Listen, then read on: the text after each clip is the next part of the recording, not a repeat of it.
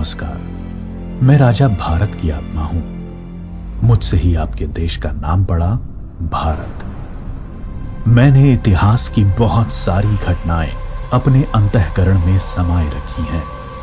ये आपको अपने गौरवशाली इतिहास और तुम्हारे शूरवीरों के साहसिक कार्यों से अवगत कराएंगी।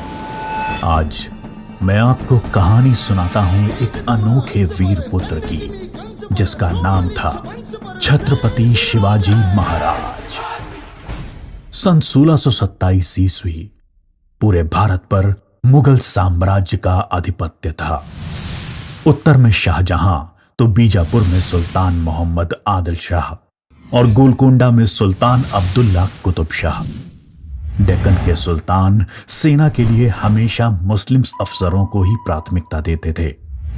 बंदरगाहों पर पुर्तगालियों का कब्जा था और थल मार्ग पर मुगलों का अधिकार। इसलिए उत्तरी अफ्रीका और मध्य एशिया से मुसलमान अधिकारियों को ला पाना मुमकिन नहीं था और डेक्कन के सुल्तानों को हिंदू अधिकारी नियुक्त करने पड़ते थे। आदिल शाह की सेना में एक मराठा सेनाध्यक्ष था, शाहजी भोसले। शाहजी सेना में उच्च पद पर आसीन था। सन 1630 में महाराष्ट्र में जुन्नर के समीप शिवनेरी के किले में उनके और जीजाबाई के यहां एक पुत्र का जन्म हुआ। स्थानीय देवी शिवाय के नाम पर पुत्र का नामकरण हुआ, जो आगे चलकर छत्रपति शिवाजी महाराज के नाम से विश्व विख्यात हुए।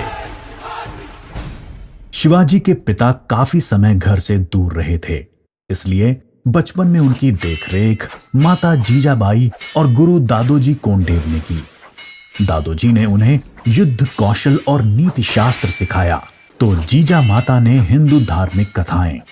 जब दादोजी का सन 1647 में निधन हुआ, तब उनका यह मानना था कि शिवाजी अपने पिता की ही तरह आदिल शाह की सेना में उच्च पद पर आसीन होंगे, लेकिन विधि को कुछ और ही मंजूर था। सन 1646 के समय भारत में किसी हिंदू शासक का अपना स्वतंत्र राज्य स्थापित कर पाने के लिए इन तीन परिस्थितियों का पूरा होना जरूरी था। एक, कि वो शक्तिशाली साम्राज्यों के केंद्र से दूर हों, जमीन खेती के लिए अनुपयोगी हो और जंगलों से घिरा हुआ हो, ताकि छापामार युद्ध या गुरिल्ला वॉरफेयर करा जा सके। ये परिस्थितियां 1646 में शिवाजी के लिए अनुकूल बनी, जब उन्होंने स्थानीय किसानों मावली के समर्थन से अपनी सेना का निर्माण किया। शिवाजी को भली भांति ज्ञात था कि किसी भी साम्राज्य को स्थापित करने के लिए किलों की क्या महत्व है। इसलिए सिर्फ 15 साल की उम्र में ही उन्होंने आदिल शाही अधिकारियों को रिश्वत देकर तोड़ना, चाकन एवं कोंडना किलों को अपने अधिकार में कर लिया।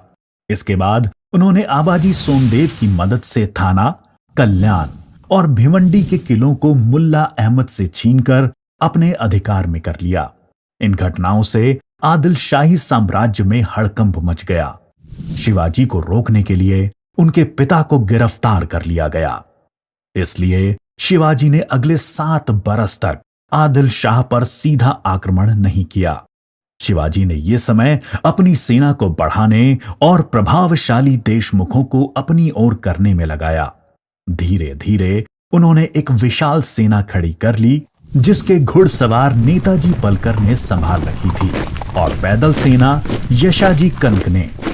अब तक शिवाजी के पास 40 किले भी आ चुके थे। शिवाजी के बढ़ते प्रभाव को रोकने के लिए सन 1659 में बीजापुर की बड़ी साहिबा ने अफजल खान को 10,000 सिपाहियों के साथ शिवाजी पर आक्रमण करने का हुक्म दिया। अफजल खान अपनी क्रूरता और ताकत के लिए जाना जाता था। उसने शिवाजी को खुले युद्ध करने के लिए उकसाने के लक्ष्य से बहुत सारे मंदिरों को तोड़ डाला और कई बेगुनाह नागरिकों का कत्ल कर डाला।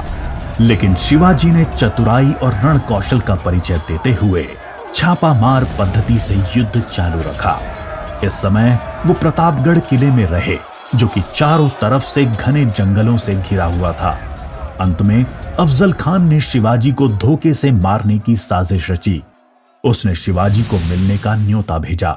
जब वो मिले, अफजल खान ने अपनी मजबूत पकड़ में शिवाजी को दबाकर मार डालने का प्रयास किया। शिवाजी पहले से तैयार थे। अपने छुपा कर रखे हुए बाग नाका से उन्होंने अफजल खान का पेट ही चीर डाला, जो कि उनसे 2 गुना विशालकाय था।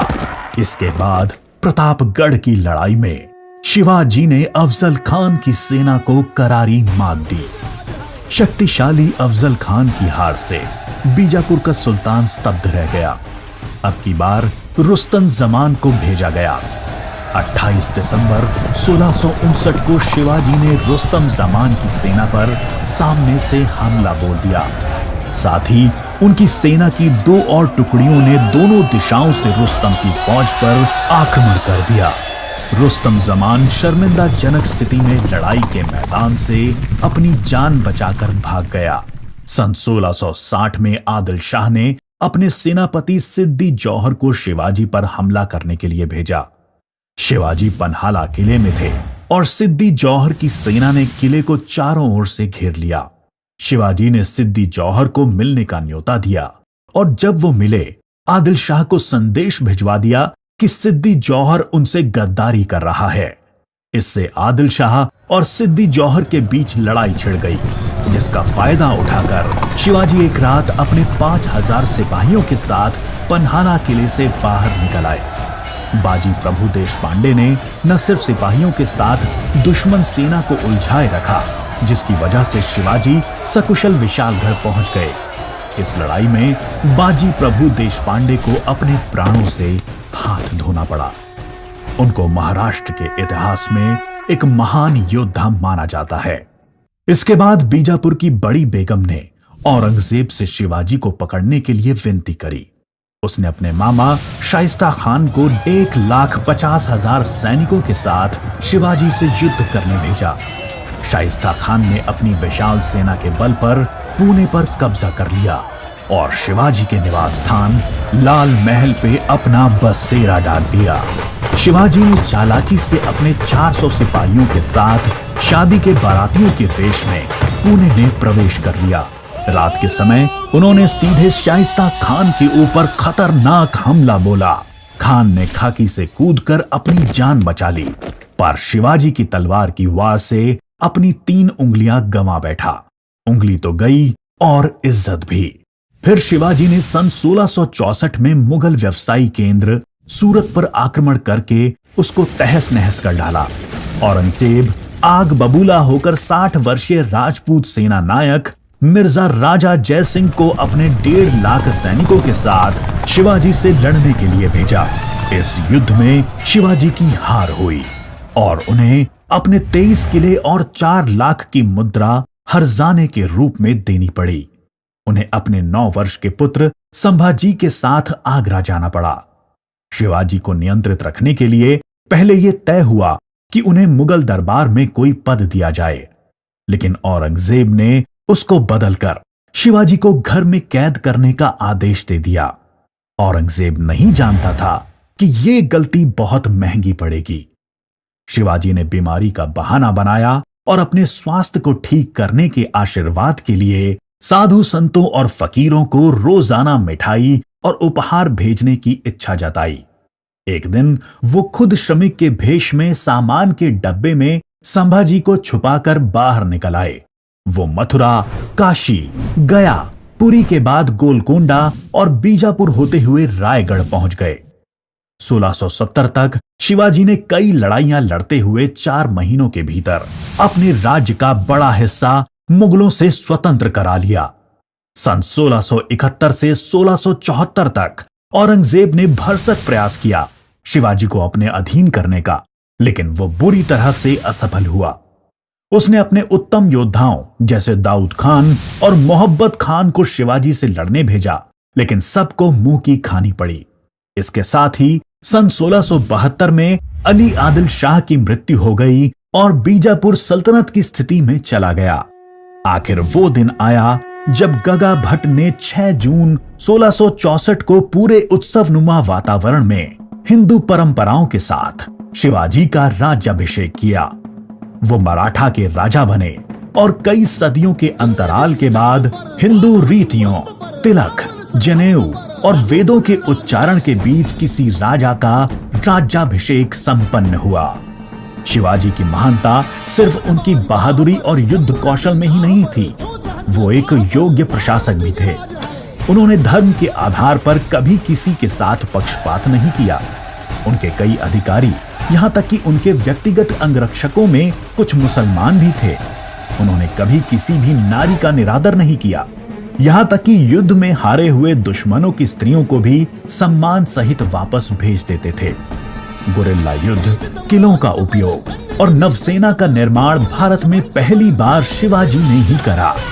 उन्होंने 4 किलों तथा 2000 सैनिकों से शुरुआत की थी और उनकी मृत्यु के समय तक ये गिनती 300 किलो एवं 1 लाख सैनिकों की हो गई थी। मार्च 1680 में शिवाजी का स्वास्थ्य खराब हो गया। तेज बुखार और पेचिस के चलते 5 अप्रैल 1680 को 52 साल की छोटी सी उम्र में इनका स्वर्गवास हो गया। औरंगजेब ने सोचा कि शिवाजी की मृत्यु के बाद मराठा राज्य खत्म हो जाएगा, लेकिन ऐसा हुआ नहीं। पहले उनके पुत्र संभाजी ने और उसके बाद छत्रपति राजा राम ने मराठा शासन की बागडोर संभाली। औरंगजेब को करीब 25 सालों तक मराठाओं के साथ युद्ध लड़ना पड़ा, जिसकी वजह से वो अपनी मृत्यु के समय तक पूरी तरह से बर्बाद हो चुका था। शिवाजी ने जो मराठा राज्य की नींव रखी, वो आगे चलकर कर्नाटक से लेकर अटॉक पाकिस्तान तक फैल गई। शिवाजी जैसे मनुष्य कभी मरते नहीं, लेकिन लोगों के हृदय में अपने महान कार्यों, साहस और बलिदानों की वजह से हमेशा अमर रहते हैं।